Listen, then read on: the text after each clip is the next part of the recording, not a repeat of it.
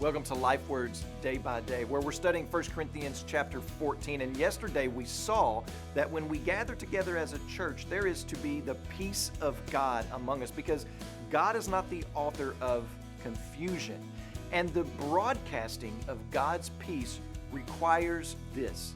It requires the clarity of God's words.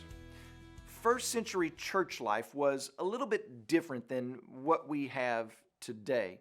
So we have to keep in mind that at this time in the life of the church, the first century, many things were still evolving into some of the formal roles that we have now, such as the role of deacons and pastors. And you see this happening through books like Acts and Titus and Timothy. It wasn't quite as formal as we have it today. It was a bit more free flow, if you will. So many of the church plants were still under construction as far as their leadership. Thus, you may have had several prophets. This is what we see in the Corinthian church. That does not negate the theological reality that when God's involved and His presence manifest, there will be order and peace and not pandemonium. So notice that Paul puts some boundaries around the number and the process of speakers. In verses 27 through 28, Paul tells us that there should be 2 or 3 tongue speakers in order, but only if an interpreter is there. And if there is no interpreter, then there's no public tongues being spoken. Why are these parameters in place? Is it in order to keep the service to a certain length? I don't think so. Paul had no problem with preaching through the night. I don't think the time factor was as prevalent to them as it is in our American culture. So what gives?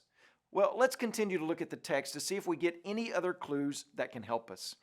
We see in verses 29 through 32 that 2 or 3 prophets can speak.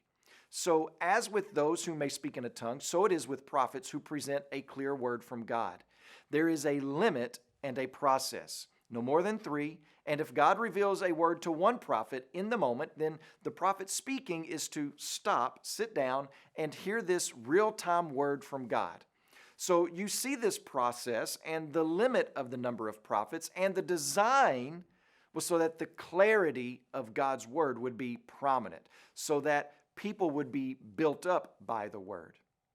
In our churches today, having too many speakers is usually not the problem, but there is an important element for us to consider, especially if you are a pastor, and that is this: your words and your message are to be clear.